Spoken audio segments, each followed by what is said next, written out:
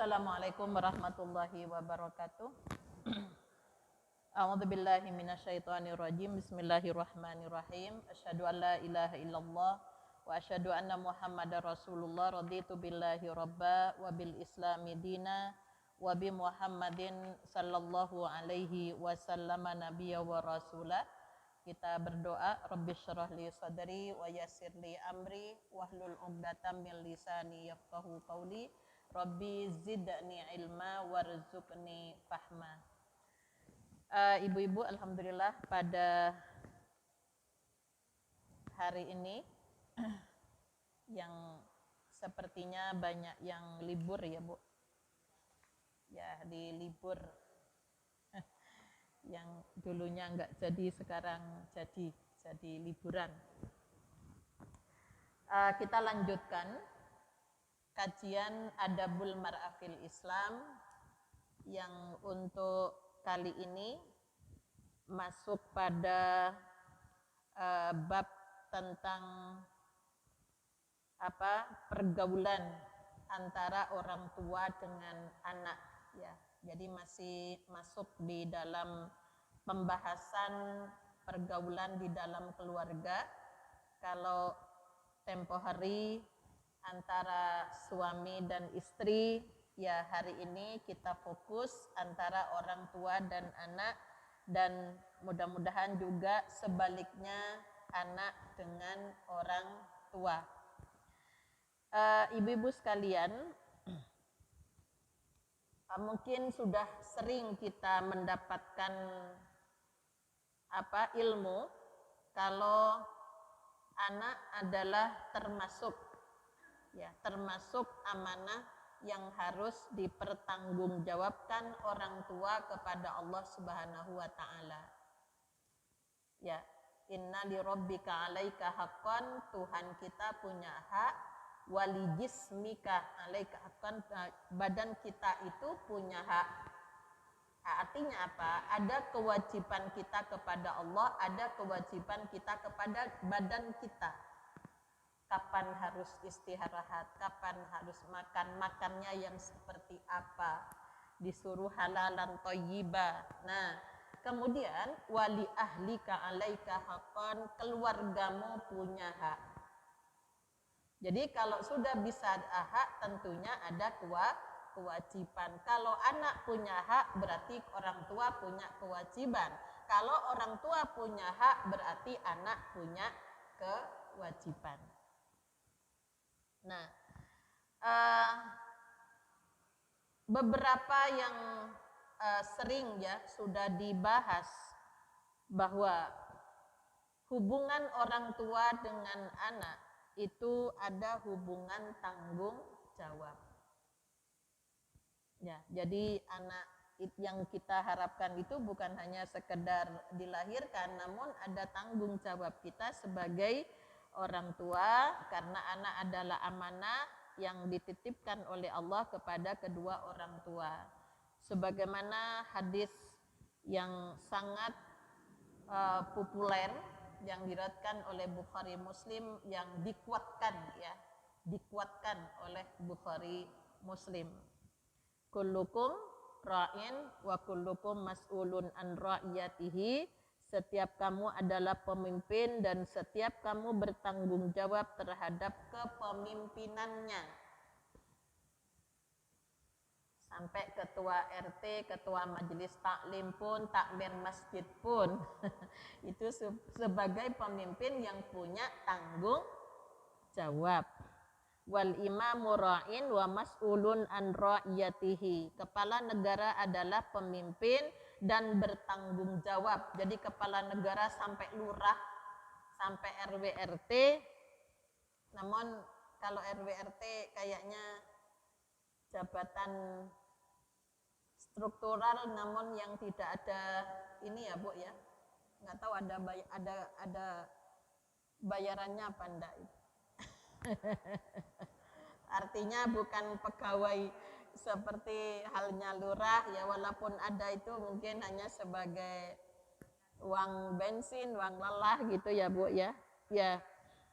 Kemudian bertanggung jawab terhadap yang dipimpinnya kepada rakyatnya. Jadi RT RW pun itu punya tanggung jawab kepada warga.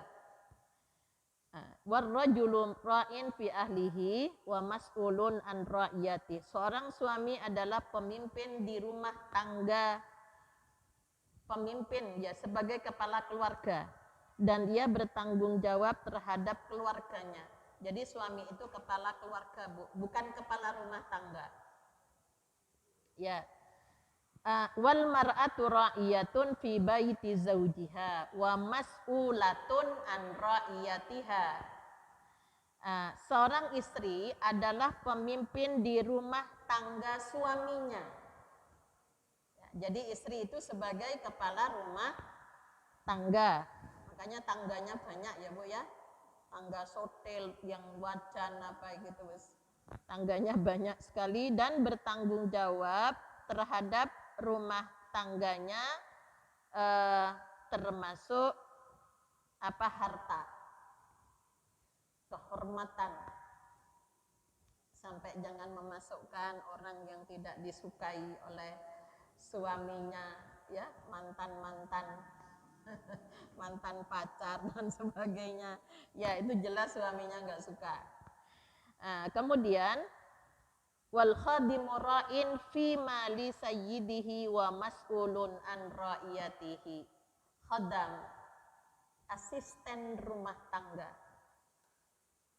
ya itu punya tanggung jawab. Jadi pemimpin pada harta benda majikannya dan dia bertanggung jawab terhadap kepemimpinannya. Kemudian ditutup, sebenarnya ada lagi di lain hadis tentang anak juga ya. Jadi juga anak juga punya tanggung jawab. Fakullukum ra'in wa mas'ulun an ra'iyatihi. Semua kalian itu adalah pemimpin dan akan diminta pertanggungjawaban terhadap apa yang dipimpinnya. Selain punya hubungan tanggung jawab, maka anak itu punya hubungan kasih sayang. Ingat, bukan kasihan ya Bu ya, kasih sayang. Di surat Al-Kahfi ayat 46 yang sering Ibu baca, ya itu dipahami ayat 46. Al-mal wal banun zinatul hayatid dunya wal baqiyatus salihatu khairun inda rabbika thawaban wa khairun amala. Ya Bu ya, yang sering baca insyaallah hafal itu. Biasanya di pojok paling atas. Ya, halaman berapa itu? Al-mal wal banun zinatul hayatid dunya. Harta dan anak-anak adalah perhiasan kehidupan dunia, aksesorisnya dunia. Tetapi amal-amalan yang kekal, lagi soleh, adalah lebih baik pahalanya di sisi Tuhanmu, serta lebih baik untuk menjadi harapan. Maksud ayat ini itu apa? Ya, bagaimana harta dan anak kita itu menjadi baqiyatus sholihah. Baqiyatus sholihah, amal yang kekal, amal yang baqa, kekal, baqiyah. Kalau amal soleh itu kan ya, ini baqiyatus sholih, baqiyatus sholihatu. Baqiyatus sholihatu itu kita sudah nggak ada, kita sudah hancur bersama tanah di alam kubur, namun harta kita terus mengalir, didikan kita kepada anak-anak kita itu terus berapa Bu? Hasil didikan kita yang telah kita didik anak kita itu bermanfaat untuk agamanya, untuk masyarakatnya. Kita sudah nggak ada. Ya, itu baqiyatus sholihah. Ya, orang membuat sekolah, perguruan tinggi, panti asuhan, yang membuat sudah nggak ada. Tapi itu terus dilanjutkan oleh penerusnya. Nah, itu namanya baqiyatus sholihatu. Ya, itu lebih bagus. Daripada hanya sekedar harta dan anak jadi aksesoris dunia namun tidak menjadikan kekalnya ya amal dari orang tua. Ya, saya kadang-kadang kalau mendampingi dikasih tugas untuk penguatan spiritualnya, ya Allah orang tuanya baik-baik, anaknya kok nyabu. Sedih gitu ya Bu ya. Ya, tapi saya tetap punya harapan, saya motivasi. Saya yakin engkau nanti kembali menjadi anak yang menjadi harapan orang tua. Jangan dikata-katain, kasih kata-kata yang memotivasi. Ya, banyak sekali orang tuanya yang baik-baik anaknya, terus kemudian seperti itu. Orang tuanya ngasih harta yang banyak, anaknya senang jual harta. Dipakai untuk menuruti kesenangannya.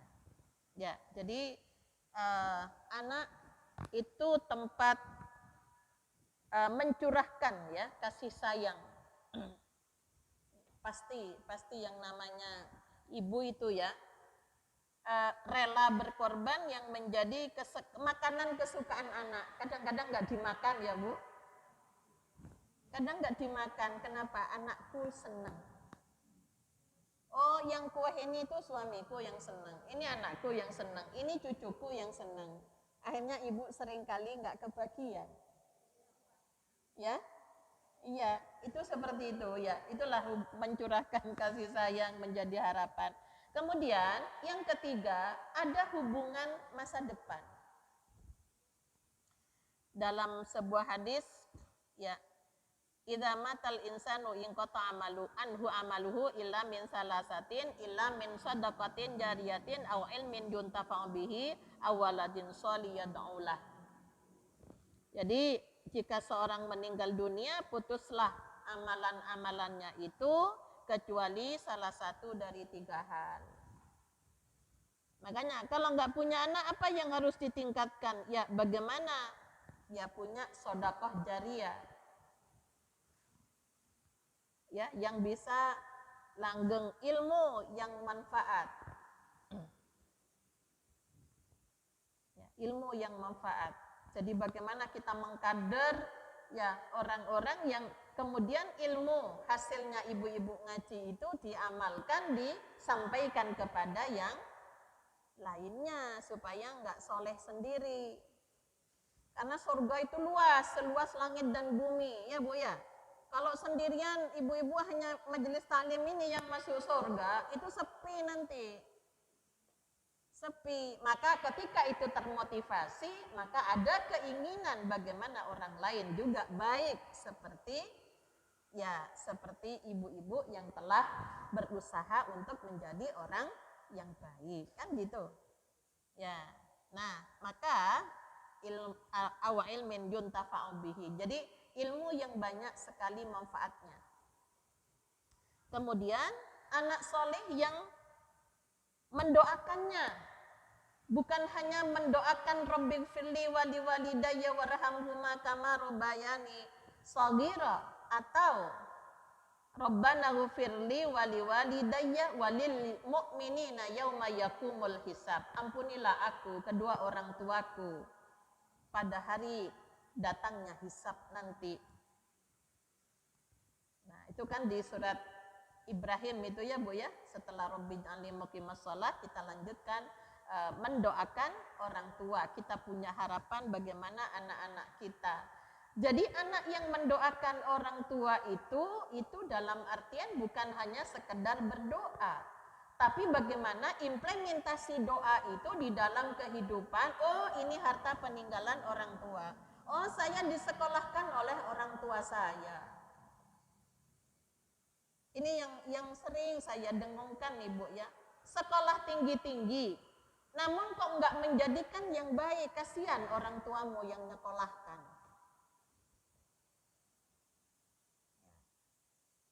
Kasihan nanti.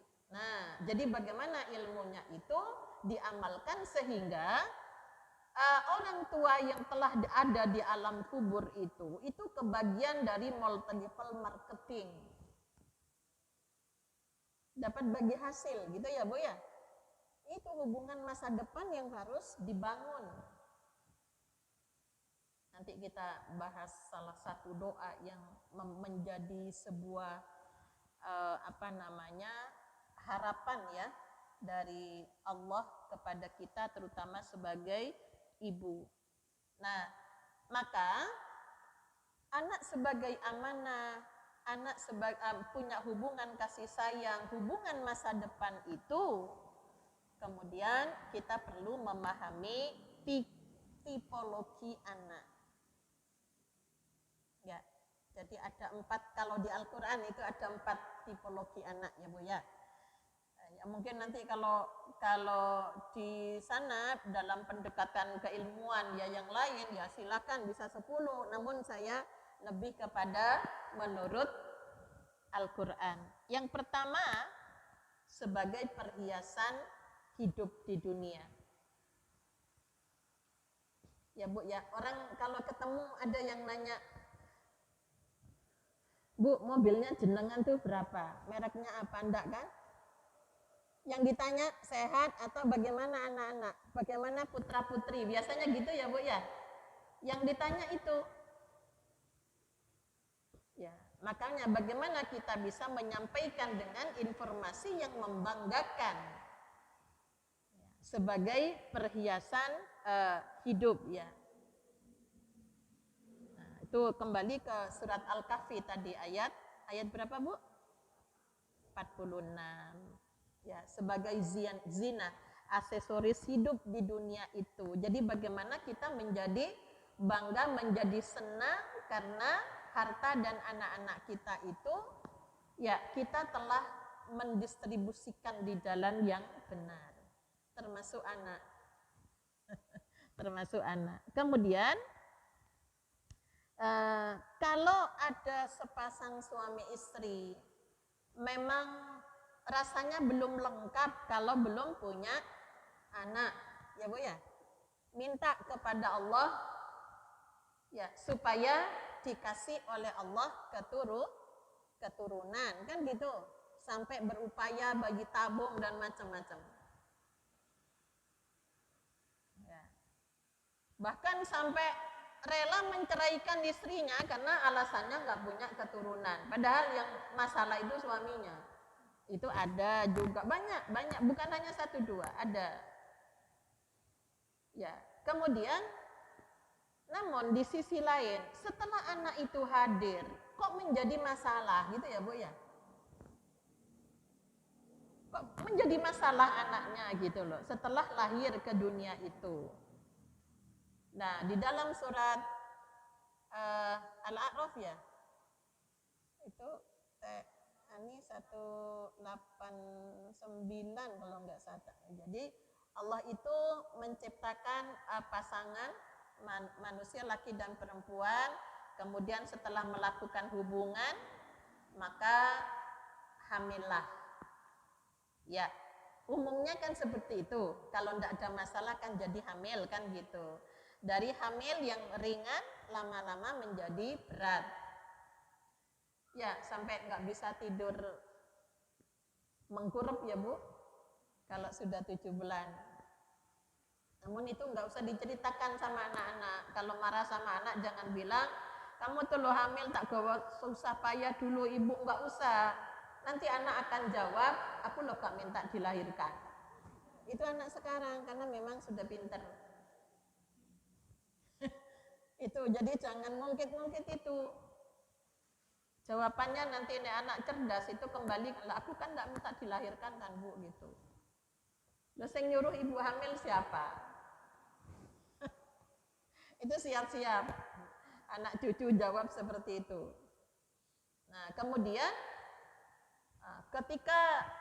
ketika sudah mulai hamil besar, ya, mohon kepada Allah keduanya agar supaya dikasih oleh Allah keturunan yang soleh, anak yang dilahirkan itu supaya soleh. Nanti kami akan menjadi orang tua yang bersyukur. Bahkan sampai ngundang tetangganya, teman pengajiannya, majelis taklim untuk doa bersama pada usia kehamilan 4 bulan, 7 bulan ya Bu. Iya kan Bu? Ya, terima dengan doanya sendiri nggak cukup, saya harus ngundang-ngundang, minta bantuan teman-teman yang soleh-soleh kan gitu. Namun apa kata Allah? Setelah Allah melahirkan, mengeluarkan anak itu ke dalam keadaan soleh, ternyata yang ngajak syirik itu adalah orang tua. Ngajari bohong pertama kali. Mah, Bu, itu loh ada tamu temannya ibu. Itu kayaknya mau nagih hutang kayaknya. Wes bilang ke ono.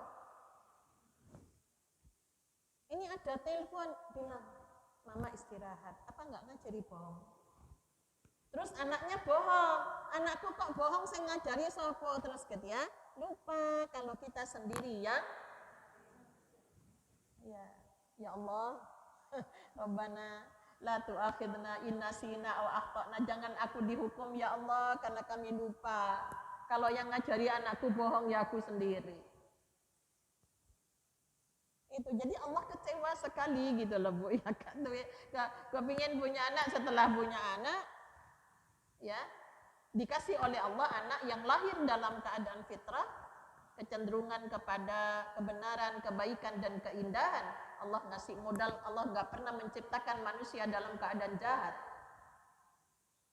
Hanya orang tuanya lah yang lupa, telah menanamkan nilai-nilai yang kurang. Atau yang kedua bisa jadi karena lingkungan yang tidak bagus. Sudah dididik yang bagus, ya ternyata lingkungannya yang tidak mendukung. Nah, ini juga ada beberapa faktor. Jadi ada internal, ada eksternal. Jadi kemudian yang kedua, tipologi anak yang kedua, anak sebagai ujian di surat Al-Anfal ayat 28. Ya, wa'lamu annama amwalukum wa auladukum fitnah. Ketahuilah kita dikasih rambu-rambu oleh Allah, ya waspadalah intinya bahwa hartamu dan anakmu itu hanyalah sebagai cobaan. Fitnah itu untuk menguji. Ada dua, ya. Ada yang dikasih oleh Allah harta, ada yang tidak dikasihkan ya Bu, tidak cukup, sehingga ada kaya, ada miskin. Makanya kalau kita mohon kepada Allah, mintalah kecukupan. Wajburni, kalau sholat, berilah aku kecukupan ya Allah dalam urusan dunia dan akhirat. Kita jangan sampai minta lebih. Soalnya kalau lebih nanti bingung kalau nggak punya ilmu. Akhirnya apa? Mohon maaf, kalau bapak-bapak bukan hanya mobilnya, rumahnya aja yang mau direnovasi, istrinya pun maunya tukar guling. Kenapa? Karena mintanya lebih. Ya, makanya di situ di dalam doa sholat, wajburni, berilah aku kecukupan. Jangan minta lebih, cukup. Karena nanti kalau lebih nanti jadi salah lagi gitu ya. Nah, kemudian ibu-ibu sekalian, ada yang diuji dengan kekurangan harta. Itu ujian harta. Ada yang dikasih lebih, ada yang dikasih kurang.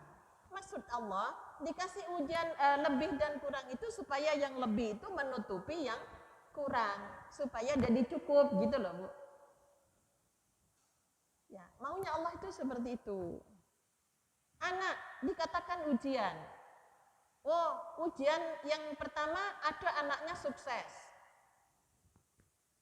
Dengan sukses, ya kadang-kadang orang nggak nanya, diceritai. Kalau anakku tadi ini bangga ya Bu ya?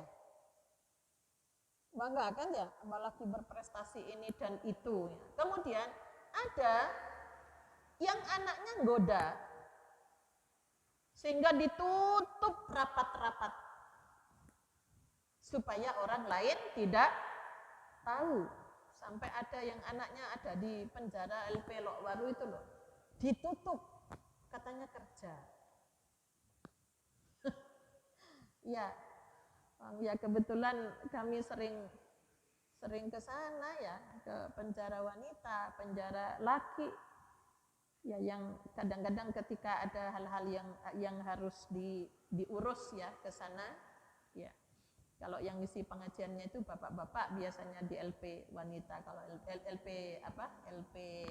yang laki ya Bu ya, nggak ada perempuan. Namun kalau di Porong, yang di Porong ya, ke Porong apa itu yang turunnya bis itu Bu, yang Surabaya mau ke Bungurasi, kan ada LP itu. Itu karena kurangnya, jadi ibu-ibu juga ikut membina di sana. Ya, Medaeng ya. Oke, Medaeng. Ya, kalau naik bis biasanya Medaeng sudah mau dekat bangun semua biasanya. Ya, itu di situ.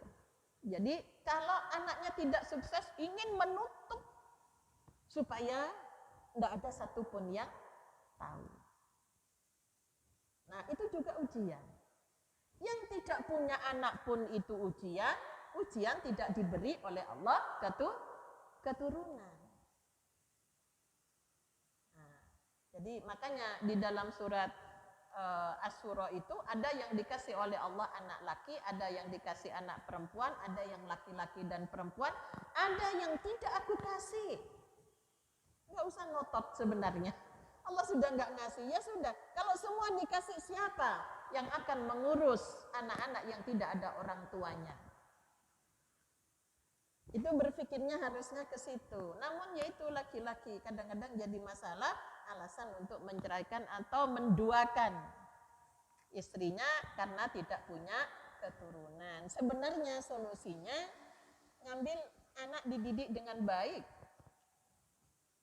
Ya, itu insya Allah kok juga akan menjadi waladun soleh. Ya, itu ujian. Jadi yang nggak punya harta itu ujian kesabaran. Kalau yang hartanya banyak itu bersyukur apa enggak? Pasti kurang aja. Bisa jadi begitu ya Bu ya. Yang punya anak setelah punya anak, rasanya kok butuh tak untal meneh gitu ya. Kalau sudah menyebalkan itu ya Bu ya, itu juga jadinya manusia itu bingung. Itulah ujian. Banyak contoh-contoh di dalam Al-Quran seperti Nabi Nuh diuji dengan anaknya, ya ada yang diuji dengan hartanya, ya. Nah, jadi kenapa kok dikatakan ujian? Bisa jadi dengan hadirnya anak, orang tua bisa lalai ibadah. Ibu bisa jadi nggak sholat malam loh. Ya apa mau sholat malam? Kadang-kadang setan itu godanya di situ. Ya, saya dulu kalau sudah mulai Allahu Akbar sholat malam, nangis. Ibu kalau ke Masjid Nabawi, ya, saya dulu salah masuk. Ternyata saya nggak baca. Kalau ruangan itu khusus ibu-ibu yang bawa anak. Saya keliru masuk gitu, dilalah, kersane ngalah. Awalnya nggak rame-rame. Setelah imam Allahu Akbar, do re mi fa sol la si do nangis semua. Ada yang ibunya menjambak sampai kayak gitu Bu. Ya, jadi kan banyak ya Bu di Madinah itu anak-anak kecil itu loh Bu. Ternyata ada di ruang. Itu cobaan. Bisa jadi kita batal loh sholatnya, mau sholat ya Allah, kenapa? Jadi kalau sudah begitu, a'udzubikalimatillahi tammati min syarri ma khalaq, inni u'idzaha wa dzurriyyataha minasyaitonir rajim. Terus itu bacakan, akhirnya menjadi kebiasaan. Angger mulai sholat ya Allah kok bangun. Ya, saya dulu pernah saya mandikan, jam 2 malam saya mandikan Bu. Iya, karena apa? Ya Allah kok setan kok lewat anak menggodanya gitu ya. Nah, ini dalam artian ya akhirnya setelah itu ya terbiasa diikutkan. Oh, tiba iki mau ikut sholat ya gitu. Namun dirapiin dulu, mandi, jadi pagi sudah melung-melung bedaknya. Habis itu tidur lagi. Itu ujiannya di situ. Apalagi anaknya banyak ya Bu. Kayak Ibu Nafisa ya. Yang 12 anak, 10 semua jadi dokter. Ibu baca nggak itu? Ya. Ada yang ibu, siapa yang punya Uber, yang anaknya sekolah di nggak ada ayahnya, meninggal semua itu. Ibu yang merawat sendiri Ibu Nafisa itu dengan bekerja susah payah, anaknya 10 jadi dokter. Nek bapak bisa nggak kira-kira ya Bu, ditinggali anak 12? Bisa nggak Bu? Ya paling bingung cari istri lagi. Ya apa caranya menikah lagi? Nggak ya lagi masalah. Ya Allah luar biasa. Ibu cobalah dibuka di YouTube itu kisah-kisah yang menguatkan kita sebagai ibu. Yang punya Uber kemudian di saat ini sekarang anaknya di Australia kalau nggak salah. Nggak ada ayahnya. Nah itu hebatnya. Ya, jadi dalam artian ya ternyata lah aku bayangno nek bapaknya sing ditinggali anak sekian. Dulang anaknya paling nggak iso ya Bu ya. Nggak bisa, akhirnya saudaranya yang repot biasanya atau anak-anak pertamanya yang harus ngurus adik-adiknya. Itu bedanya. Jadi kita itu punya potensi yang memang harus kita kuatkan. Nah, ujian-ujiannya di situ bisa juga anak itu bisa mencemarkan nama, membuat cemar nama baik orang tua. Kadang-kadang bisa membahagiakan orang tua ketika anak-anak berprestasi. Ya. Kemudian yang ketiga, anak menurut Al-Quran sebagai musuh. Surat At-Taghabun ayat 14. A'udzubillahi minasyaitonirrajim. Ya ayyuhalladzina amanu inna min azwajikum. Wahai orang yang beriman, sesungguhnya pasanganmu. Zauj itu pasangan. Wa auladikum, dan anak-anak kalian, aduwwan lakum, ada yang menjadi musuh bagimu. Fahdharuhum, berhati-hatilah. Ya, kadang-kadang suami bisa menjadi musuhnya istri kalau sudah bertengkar, ya Bu ya. Si anak dengan orang tua bisa jadi musuhan. Bagaimana ketika sudah terjadi salah paham antara suami istri, antara orang tua dengan anak? Kalau saya sampaikan begini, ayo kita bersama-sama melawan setan yang lagi beraksi untuk memutus hubungan kita. Ayo kita harus kuat bersama-sama, nggak bisa hanya ibu saja. Ayo kita usir setan yang ada di dalam diri kita. Ya, jadi jangan malah dikata-katain yang macam-macam, Ibu. Kita libatkan mereka. Ini setan lagi menggoda untuk supaya kita itu menjadi musuh. Ya. Lawan, ayo ambil air wudhu, sholat 2 rakaat, baca ta'awud, diperbanyak. Sampai betul-betul keluar dari diri kita. Nah, jadi ini sangat penting untuk kita pahamkan bahwa ketika bertengkar satu sama lain berarti ada peran pihak ketiga untuk yang susah itu kalau setannya manusia ya. Kan minal jinnati wan nas. Ada yang masuknya di jin, ada yang manusia. Kalau di jin gampang, di ruqyah dibaca itu juga nggak kerasan jinnya. Yang susah kalau setan masuk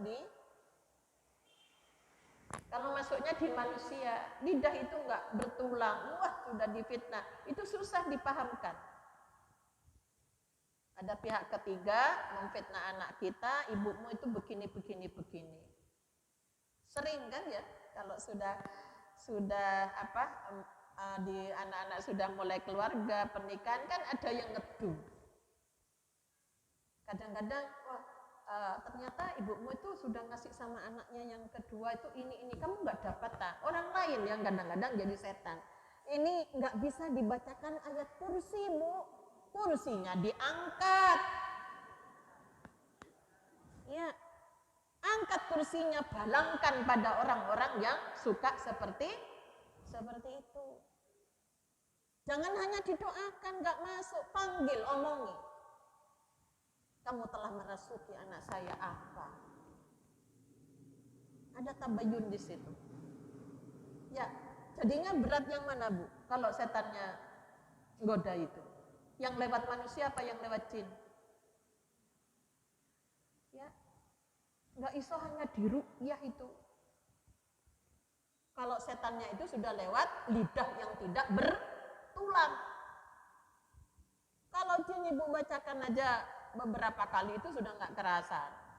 Ajaklah dia berwudu, kemudian ayo kamu ini ya apa istilahnya sama-sama yuk mohon kepada Allah baca ayat ini wala ya'udu hifdhuhuma di ayat 102 surat Al-Baqarah bahwa setan tidak akan berhasil ya memutus hubungan, memasukkan pengaruh-pengaruh negatifnya kalau kita dalam keadaan beriman. Tapi kalau setannya manusia, lewat manusia, ya, gak mempan ayat kursi, Bu. Kecuali dibalangkan sak meja-mejanya, itu baru bisa. Ya, ini jadi biar nggak semuanya harus diselesaikan dengan masa lalu, ya lihat setannya itu lewat apa gitu loh. Kalau lewat manusia, panggil manusia yang merusak pikiran-pikirannya itu, ya supaya terselesaikan. Nanti kasihan nanti kalau kita yang meninggal duluan terus anak kita masih menaruh penyesalan gitu ya Bu ya. Kalau kita insya Allah lah memaafkan anak kita nanti kasihan. Dia sudah mau mencari orang tuanya sudah nggak ada. Kita pun juga begitu sebagai ibu. Kalau anak sudah dipanggil duluan oleh Allah, kita sudah nggak sempat untuk memperbaiki, untuk mengatakan yang sebenarnya. Ya, kemudian yang keempat, anak sebagai cahaya mata.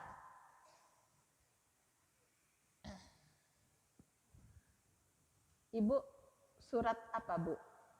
Dalam doa ibu yang sering ibu baca, nggak ada yang nggak hafal insya Allah. Ya, surat Al-Furqan ayat berapa? 74. Bagaimana bunyinya? Rabbana hablana min azwajina wa dzurriyyatina qurrata a'yun waj'alna lil muttaqina imama. Ada 3 doa. Nabi Ibrahim berdoa, Rabbi habli minas solihin. Kasih aku anak yang solih. Anak solih itu yang terpadu antara 3 kecerdasan, intelektual, spiritual, emosional. Ya, banyak sudah profesor, kok masih stres, ilmunya intelektualnya bagus.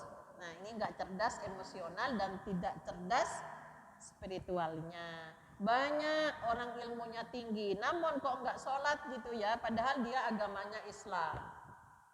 Nah, itu berarti tidak cerdas spiritual. Ada yang cerdas spiritual, oh ibadahnya kuat sekali, namun kok masih stres, oh dia tidak cerdas intelektualnya, ya. Jadi karena tidak menjiwai apa yang telah dilakukan. Itu begitu Bu ya. Saya kemarin dengan tim melatih 100 relawan putra daerah di Lumajang untuk mendampingi para korban yang ke depan yang sudah saya datang ke lokasi yang tempat pengungsian itu sudah habis semua Bu, saya nggak punya apa-apa tapi kan masih punya badan toh, badannya sehat, alhamdulillah, bagus, masih bisa ngomong, alhamdulillah, karena kebetulan banyak orang Madura jadi komunikasi saya lancar. Jadi melihat bayi yang baru dilahirkan dengan sesar yang ada di situ, ya boleh nggak urun nama, urun nama untuk pengingat aja gitu ya. Jadi diajak senang, dilibatkan bagaimana memasak. Jadi saya katakan bahwa orang yang lagi sedih, orang yang lagi seperti itu, ya kata-kata yang harus dikeluarkan juga adalah kata-kata yang harus menyenangkan. Kan ada juga sekolah ceria di situ yang ditampung untuk anak-anak, mereka senang, namun bagaimana cara mempraktekkan mendekap, ya. Kalau anak perempuan di caranya mendekap memang didekatkan dengan dadanya supaya ada sentuhan itu di situ. Namun kalau anak laki-laki jangan, walaupun masih anak-anak, jadi hanya ditepuk-tepuk di pundak belakangnya sehingga mereka ada rasa percaya. Nah, jadi kenapa? Karena memang ketakutan, karena masih prediksinya masih 2. Terus saya datang ada petugas yang koordinator itu, Bu, dari Leolan. Bunda katanya, coba lihat Gunung Semeru cantik sekali, tapi dia nggak pernah berpikir kalau kemarin-kemarin sudah menyakiti banyak orang. Tolong dirubah, jangan ngomong begitu. Kalau saya berpikir, ya Allah, gunung itu dia lagi sakit perutnya, dia harus memuntahkan. Jadi kita tatap makhluk Allah itu juga harus disayang. Kalau tadi bagus tapi dia menyakiti orang, itu kan sebuah kata-kata yang tidak bagus untuk alam. Dia kan hanya melaksanakan perintah Allah. Namun kalau saya nggak begitu, ya Allah, makhlukmu Gunung Merapi, Semeru lagi sakit perut dia harus mengeluarkan. Mudah-mudahan segera engkau sembuhkan ya Allah. Itu kan beda ya Bu ya. Beda. Kalau tadi itu kamu mencela itu, marah, dia nggak tahu apa-apa. Dia hanya diperintahkan oleh Allah untuk mengeluarkan segala isinya. Kambing-kambingnya ini dijual murah Bu ya, karena nanti akan berpenyakit. Wah, ngerti ya lah kulaan kambingnya.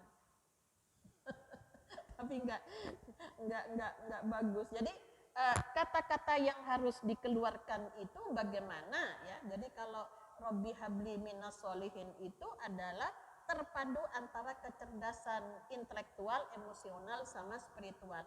Kalau dzurriatan thayyibah itu doanya Nabi Zakaria untuk putranya Yahya. Ketika minta kepada Allah dzurriatan keturunan yang thayyib. Artinya thayyib itu kalau makanan tidak terkontaminasi dengan zat-zat kimia. Namun kalau thayyib ini kaitannya dengan akidah akhlaknya, tidak bercampur dengan keyakinan-keyakinan yang menyesatkan dirinya. Jadi semua doa itu ada maksudnya. Nah, sekarang yang qurrata a'yun, ya, berilah ya Tuhan kami, anugerahkanlah kepada kami pasangan kami dan keturunan kami sebagai cahaya mata, penyejuk hati, dan jadikanlah kami imam bagi orang yang bertakwa. Nah, qurrata a'yun itu cahaya mata, permata hati, sangat menyenangkan. Inilah tipologi yang diharapkan dari keempat tipologi itu, ya, yaitu yang qurrata a'yun. Jadi secara akhlak itu senang dipandang, Tuhannya senang memandangnya, orang yang beriman juga senang melihatnya. Jadi itulah kriteria tipologi yang qurrata a'yun ini yang diharapkan mereka itu senantiasa tunduk patuh kepada Allah, berbakti kepada kedua orang tuanya. Makanya ketika Nabi Zakaria dikasih oleh Allah keturunan, maka Allah mengajarkan doa yang disampaikan oleh Allah di surat apa Bu? Maryam ya, 14 dan 15. Ya, ini kalau ada yang melahirkan saya kirimi ucapan itu. Wa barram biwalidayhi, Allah memberikan jaminan kepada putranya Nabi Zakaria yang bernama Yahya. Orang Kristen mengatakan Yohanes. Ya, itu Yahya. Nah, jadi wa barram biwalidayhi, jadikan anak yang berbakti.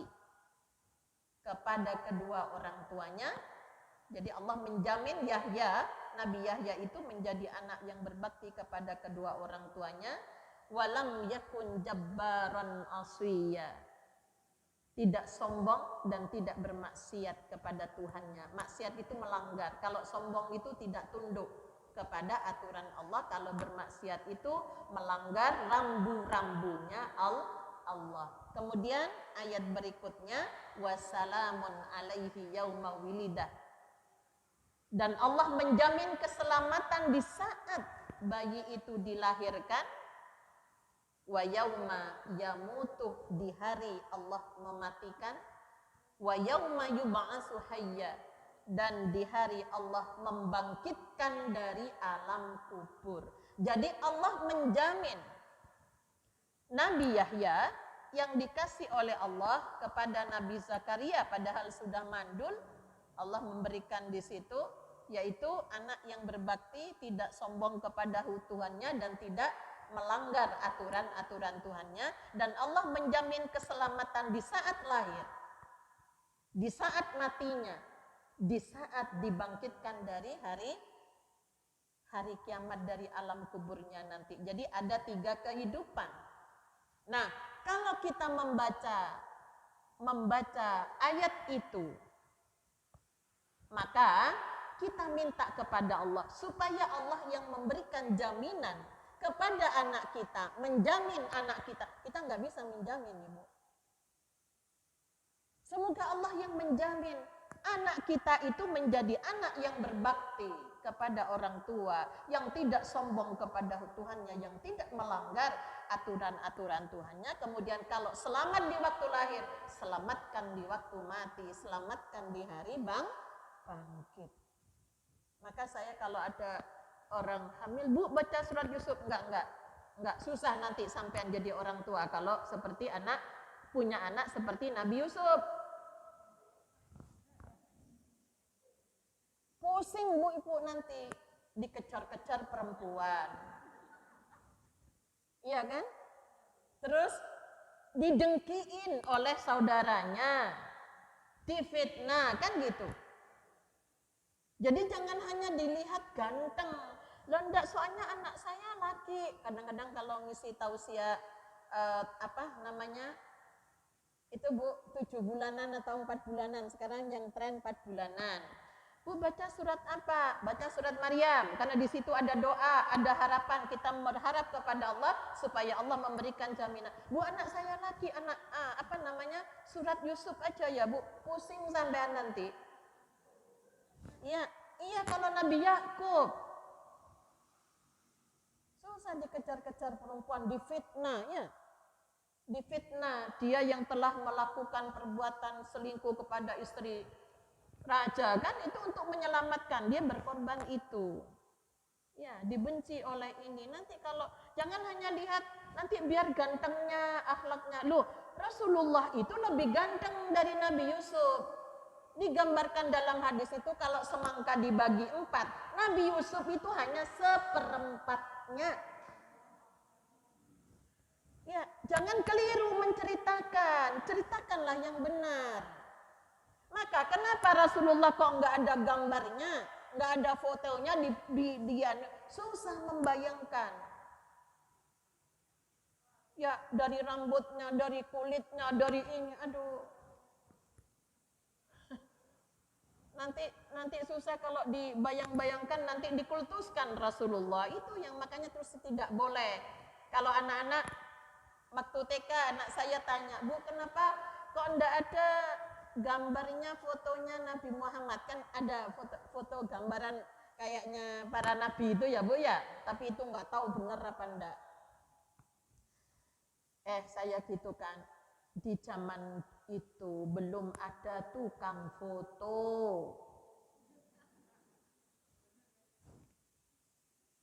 Logikanya masuk kan Bu? Kita nggak ngajar yang salah sama anak kita. Belum ada tukang foto nak. Kalau hanya dilukis, anak pintar kan mesti, kan bisa dilukis. Kalau hanya dilukis nanti tidak bisa persis. Nanti membuat berita bohong. Rasul kita itu nggak boleh dilukis-lukis. Kan kadang-kadang ketika ada film, kok Muhammad tok ya? Kalau Nabi Musa kok ada kan gitu kan? Ada dibayangkan tapi nggak tahu juga itu. Kok nggak ada pemerannya sebagai Rasulullah itu kan nggak ada ya Bu ya? Ya nggak ada, hanya pasif kan sahabat yang berkata-kata aja kan di film-film itu. Ya, jadi ini ibu-ibu sekalian, sehingga dengan membaca di surat Maryam itu banyak itu tentang kisah bagaimana Nabi Zakaria mau punya anak.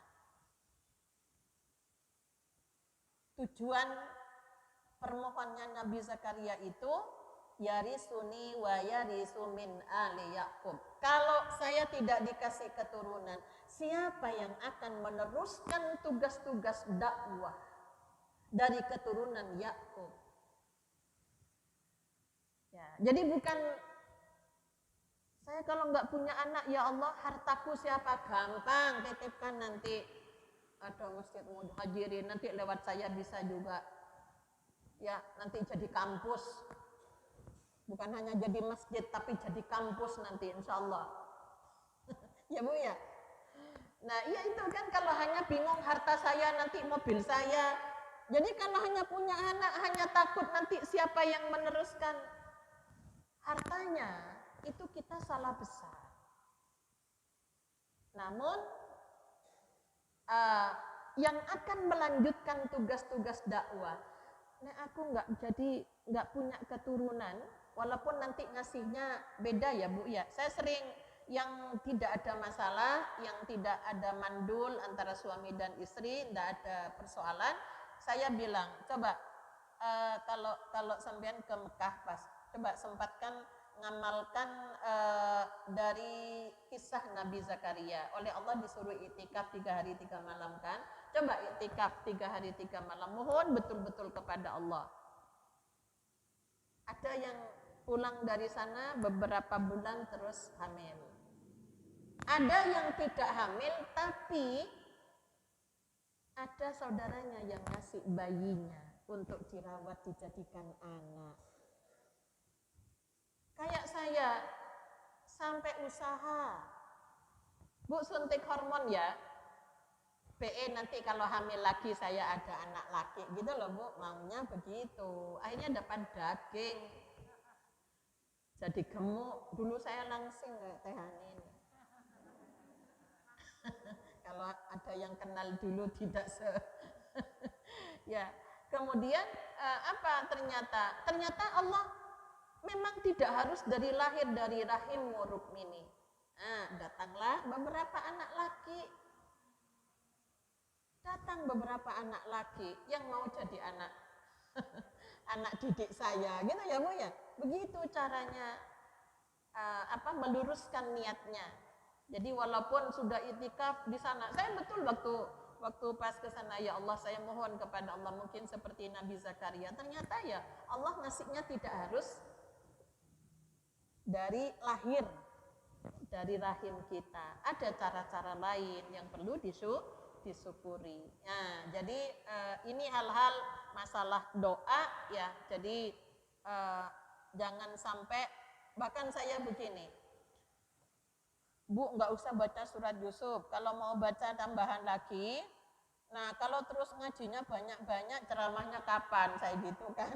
Saya pernah kurang 15 menit baru selesai ngajinya, macam-macam itu loh Bu. Kurang 15 menit sudah mau jam 5. Jam 5 kurang 1/4. Bu maaf ya, teruskan aja sudah acaranya. Ya, karena dipakai rangkaian macam-macam, termasuk ngajinya, suratnya ada 2, Yusuf sama surat Maryam. Ya, saya goda. Ya, sebenarnya bagus surat Muhammad. Iya kan? Ben tambah dawa nanti maghrib. Ya, ini dalam artian nggak ada hubungannya biar ganteng, biar seperti Nabi Yusuf. Tapi kalau surat Maryam saya sepakat, atau surat Ibrahim. Nah, atau surat Ibrahim. Untuk apa? Di situ ada doa. Ya, bagaimana Rabbi ja'al hadza baladan aminan waj'nubni wa baniya an na'budal asnam. Ya Tuhanku, jadikanlah anak keturunan apa namanya? Rabbi ja'al hadza baladan, negeri ini kota Mekah negeri yang baladan aminan, yang aman. Waj'nubni wa baniya an na'budal asnam.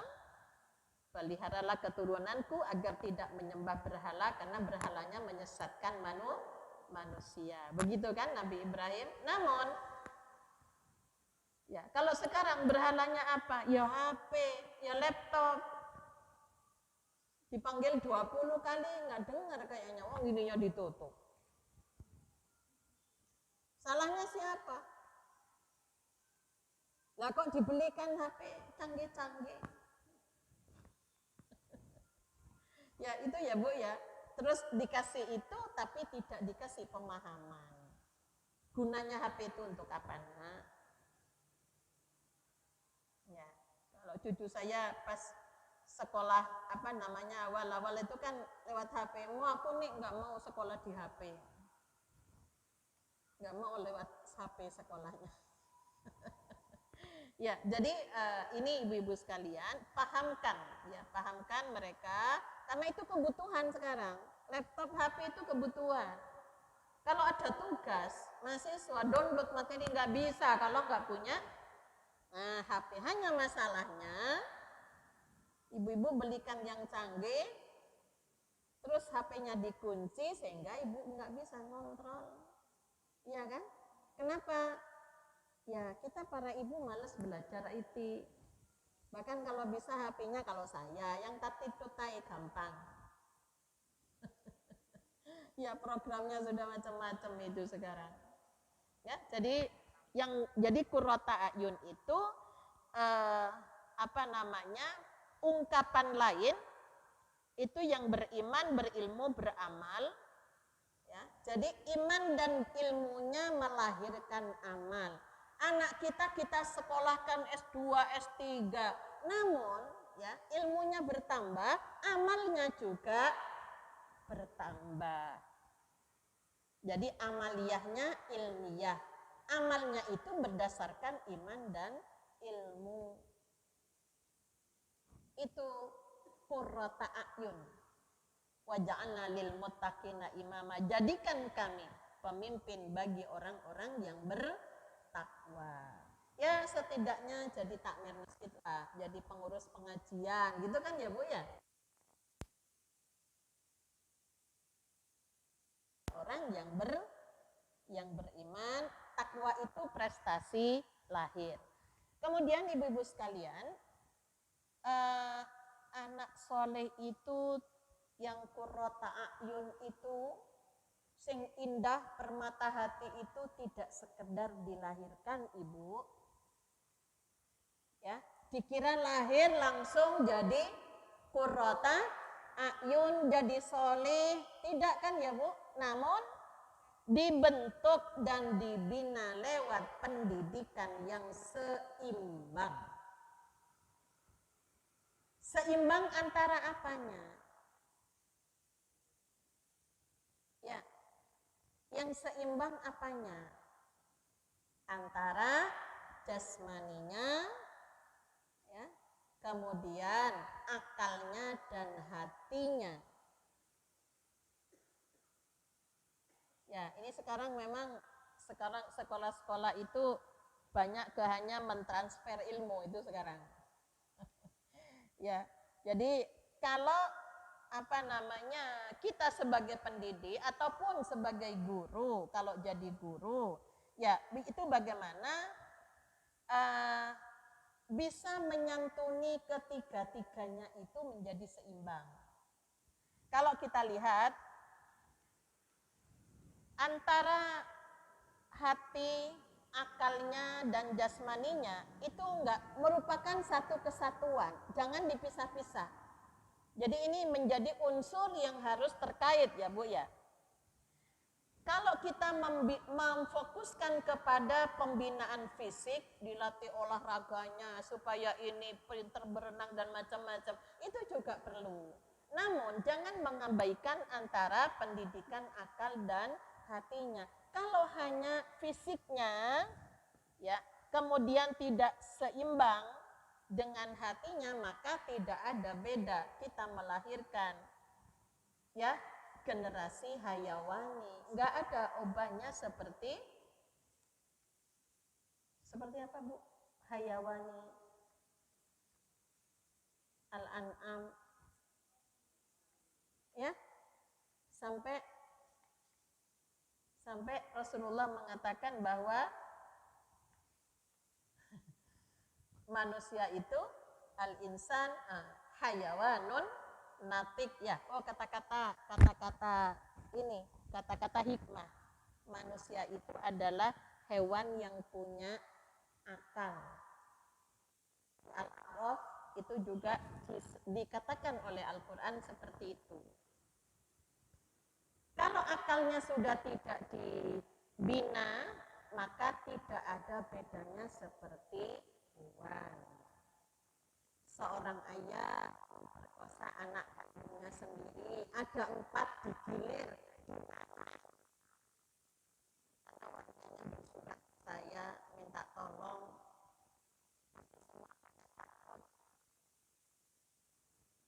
Kok bisa? Ya, sudah tidak matang.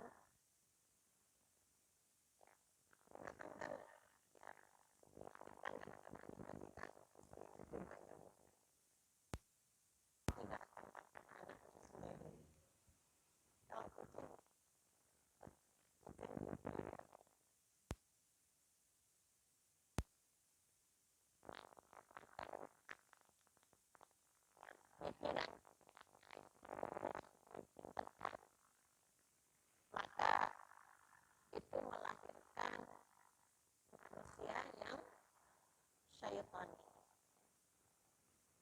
Ya. Namun kalau kita hanya mengutamakan hati, tentunya tidak realistis ya Bu. Ya, ini memang harus imbang, bahwa jasmaninya juga perlu dibinikan, akalnya juga, hatinya juga. Jadi kenapa kok dicukur rambutnya? Itu berkaitan dengan pikiran. Kenapa kok dikasih ini kurma? Supaya kalau ndak ada madu ketika baru lahir itu kan ya Bu ya. Itu kan supaya ini secara jasmani, fisiknya. Kemudian nama. Nah, ini nama itu berkaitan dengan masalah hati, berkaitan dengan masalah akhlak nantinya ke sana. Makanya ya nama itu jadi penting untuk dipahamkan kepada ya, jadi kalau kita hanya memperhatikan urusan hati, manusia bukan malaikat kan gitu. Manusia adalah ada unsurnya jasmani dan rohani ya. Jadi ibu-ibu sekalian, berkaitan dengan masalah pendidikan yang seimbang, harmonis, utuh, itu yang dikatakan sebagai pendidikan yang mutakamilah, yang sempurna antara satu dengan yang lainnya. Maka ketika kita tidak bisa, namun sudah diupayakan, namun kok masih kok masih godaannya seperti itu, yaitu tadi ujian itu. Sampai kapan menjadi ujian ya? Maka Al-Baqarah dari ayat berapa itu?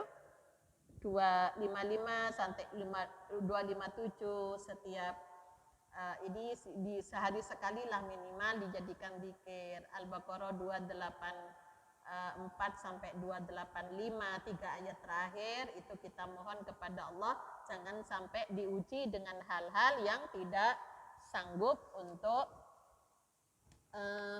kita lakukan ya. Jadi bisa jadi kalau kita melihat sesuatu itu termasuk ada kesalahan-kesalahan kita, persepsi kita ya, dan angan-angan kita kepada anak yang terlalu berlebihan. Sajane aku punya anak nanti itu maaf saya kadang-kadang gini. anakku perempuan semua, harusnya aku kan tidak usah repot-repot masak gitu ya Bu ya. Malah kadang-kadang ayo ibu masakannya ibu enak gitu, tapi tetap saya ajari juga. Kalau hanya untuk punya anak supaya bisa memasakkan, mijetin, ya nggak usah punya anak, manggil aja tukang masak kan beres. Manggil aja tukang pijet, selesai kan? Anakku gak tahu mijeti aku. Lawang pekerjaannya sudah numpuk, kapan bisa mijeti? Ya, jadi ini kita harus ya Bu ya, mendidik anak di zamannya itu ya, alimu auladakum fa innahum ghaira zamanikum. Jadi didiklah anakmu menghadapi masa fa innahum makhluquna li zamanin ghaira zamanikum. Anak-anak itu berbeda dengan masa. Jadi kalau sebagai amanah itu harus dijaga. Nah, ini ada hadis yang populer namun setelah diteliti memang termasuk kategori dhaif. Hanya untuk pendidikan tidak masalah, yang penting tidak untuk akidah dan tidak untuk ibadah mahdhah ya Bu. Jadi al-jannatu tahta aqdamil ummahat. Surga itu di bawah telapak kaki ibu. Artinya apa? Ketika langkah-langkah yang kita lakukan itu bagus, insya Allah tidak akan jauh ya dari langkah kita. Walaupun sekarang mungkin masih belum, kita tetap berharap satu ketika anakku ya juga akan meniru langkah-langkahku. Ya, ini sekarang mungkin masih sulit ya Bu ya, masih sulit sekali untuk ini karena memang sudah situasinya, kesibukannya. Namun kita jangan sampai terbesit hal-hal yang tidak bagus ya, yang tidak bagus. Ini maaf ibu-ibu yang sudah punya anak laki yang menjadi mertua, gitu kadang-kadang kita terlalu berlebihan. Maunya apa? Kita nggak percaya kepada menantu kita kadang-kadang. Kalau menantu saya itu sebenarnya baik, dia bisa kok ngurus anak saya, gitu kan? Terlalu berlebihan kadang-kadang, sehingga hubungan antara mertua dengan anak mantu tidak seperti hubungannya anak kandung dengan orang tua. Harusnya ini kalau menikah itu kan yang serah terima memang siapa Bu? Anak laki kepada apa yang menyerahkan siapa? Wali ya, ayah kepada calonnya kan, kepada suami yang akan membimbingnya. Itu qabil tu nikah, saya terima nikahnya, berarti terima tanggung jawab. Namun kalau ibu kan tidak pernah ada transaksi dengan mantu perempuan ya, ini harusnya diadakan begini. Nah aku titip ya, ini suamimu, titip, insya Allah kamu bisa punya kebiasaan begini-begini. Ajari, jangan malah dicela. Gak iso, ini ada, mohon maaf Bu, ada. Ketika ada kuliah nikah itu saya tanya, siapa yang belum nikah? Ini kenapa? Kamu sudah usia, karena laki-laki, kalau perempuan kan menunggu pasif ya Bu ya. Kamu laki-laki, nah kok sudah usia segini kok belum nikah-nikah? Itu kenapa? Saya takut istri saya tidak seperti ibu saya. Astagfirullahaladzim. Khawatirnya luar biasa. Ya, jadi harusnya itu nanti ibunya nyampaikan, nanti perempuan istrimu itu nanti akan bisa, tergantung kamu bagaimana kamu membimbing. Semua perempuan itu sama, dibuat gitu aja harusnya.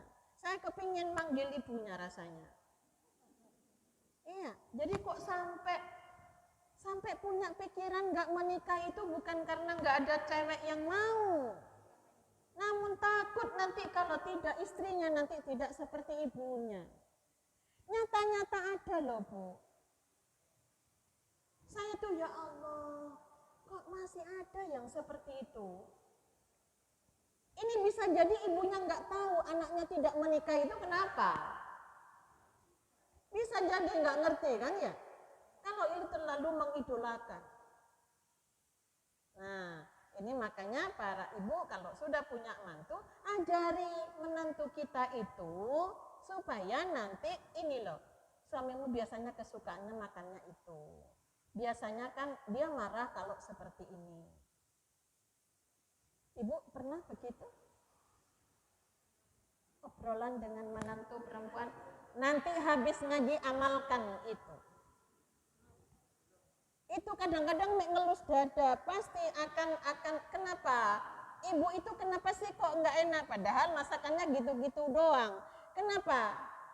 Karena keikhlasannya harus ditata. Aku mau masakkan apa yang menjadi keinginan anakku, kan gitu ya Bu, seleranya. Nah, ketika itu muncul, itulah ikhlas sebenarnya.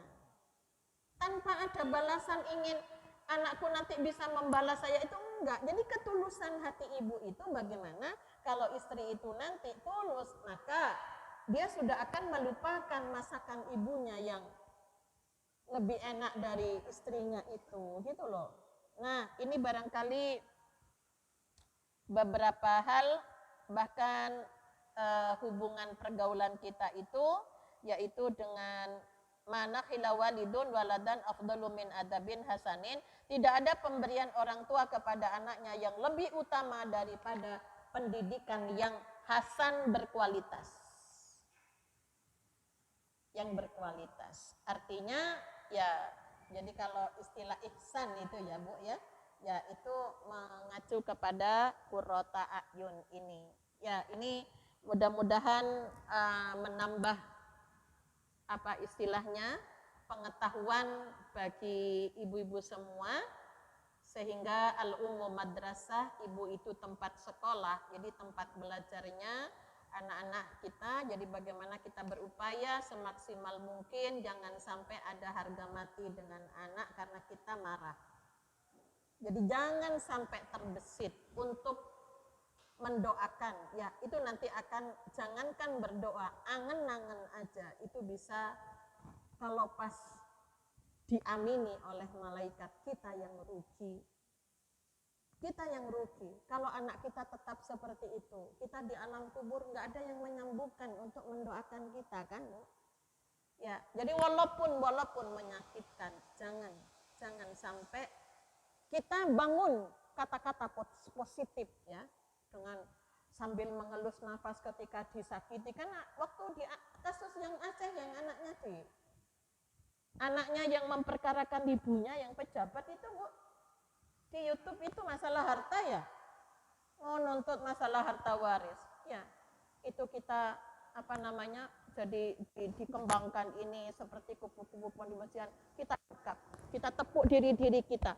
Jadi jangan menepuk yang lain, kita tepuk diri kita. La haula wala quwata illa billahil aliyil azim, untuk mengendalikan emosi supaya tidak gampang ceroboh dengan mengeluarkan kata-kata yang tidak bagus. Allahu ya Rahman, Allahu ya Rahim, Allahu ya Sabur. Kendalikan ini, karena ini kalau sudah emosi ini deg-degan.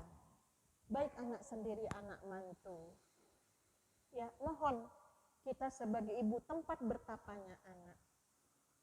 Ya, inilah yang perlu dibangun ya. Jadi jangan hanya semata-mata menyalahkan anak, tapi kembali kepada kita sebagai seorang ibu. Tatap mereka dengan, ya Allah kasihan anak saya, ampuni ya Allah. Jangan hanya maafkan ya, jangan hanya ya wis tak maafkan ya Allah, aku tak maafkan. Jangan, ampuni dia kalau ada salah ya Allah. Nah ini mudah-mudahan di bulan Desember, di hari libur ngumpul dengan anak-anak itu jadi momentum yang bagus ya Bu ya, untuk kita merubah hal-hal yang telah kita salah di dalam melangkah. Saya akhiri, nasrun minallah wa fathun qarib wa basyiril mu'minin. Alhamdulillahirabbil alamin. Ibu-ibu yang belum hafal doanya, ya monggo Rabbana hablana min azwajina wa dzurriyyatina qurrata a'yun. Qurrata a'yun itu yang apa? Indah dipandang dari sisi akhlak ya Bu ya. Itu ke sana. Nah, kemudian setelah berdoa kita berupaya bagaimana anak kita itu mencapai sifat-sifat yang seperti itu. Oke, monggo ada pertanyaan?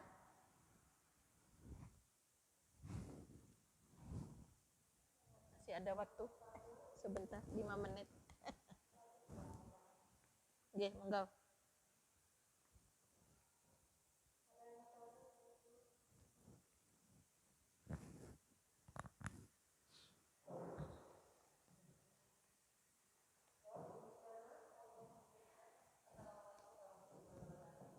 Waalaikumsalam.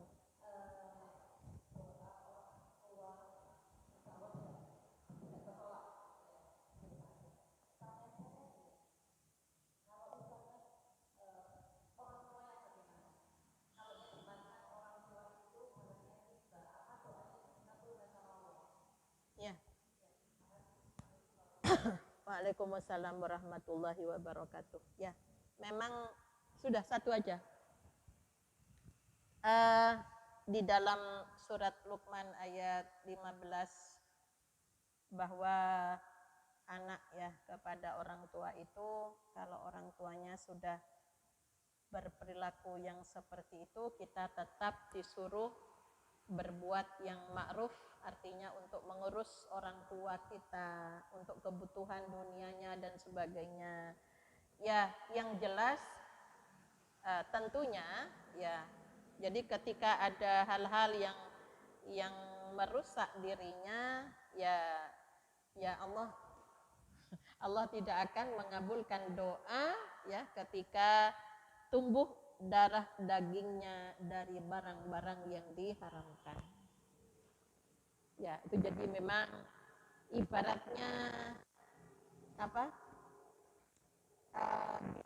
Jalalah. Binatang jalalah itu pemakan kotoran manusia. Ya, dulu misalnya ayam ya Bu, yang di desa itu kan dilepas ya, kalau di desa nggak punya WC ya.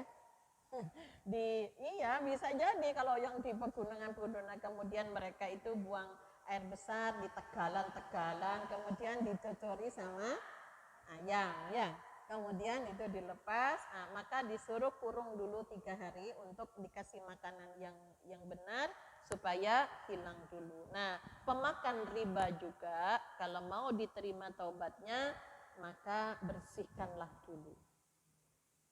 Bersihkanlah dulu. Kalau nenek nggak tahu kalau yang di ditaruh di mana itu Bu, yang dari bekas anunya WC kemudian di sapi tank kemudian disalurkan jadi makanan ini memang gemuk-gemuk itu ya, itu bagaimana itu caranya, apakah juga itu masuk jalalah yang harus di jangan langsung dimakan ya, apa masuk seperti itu gitu lah Bu. Ini kan sudah berkembang sekarang itu.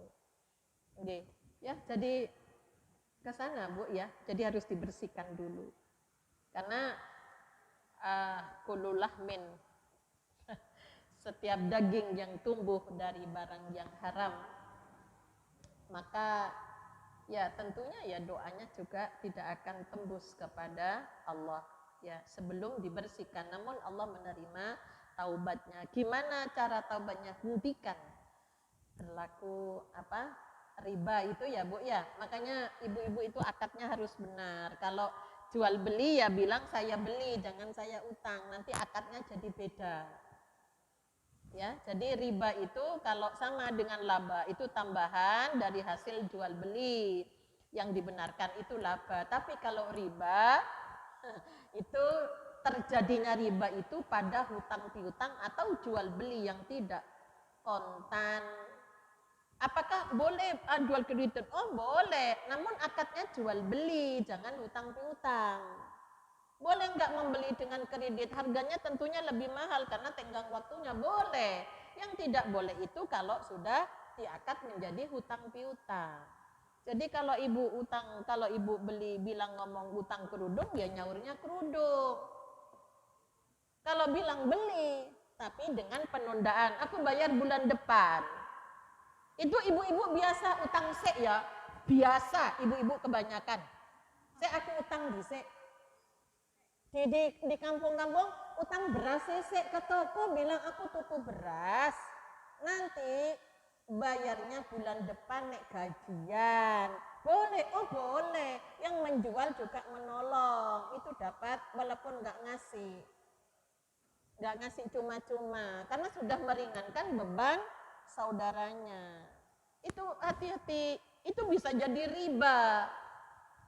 Jadi riba itu bukan hanya yang di itu ya Bu. Jadi makanya akad itu menjadi penting. Kuncinya yang menjadikan riba itu di akad. Ya. Ya, ini makanya perlu belajar akad-akad akad-akad yang tidak jatuh kepada ya masalah-masalah riba. Ya. Sudah cukup?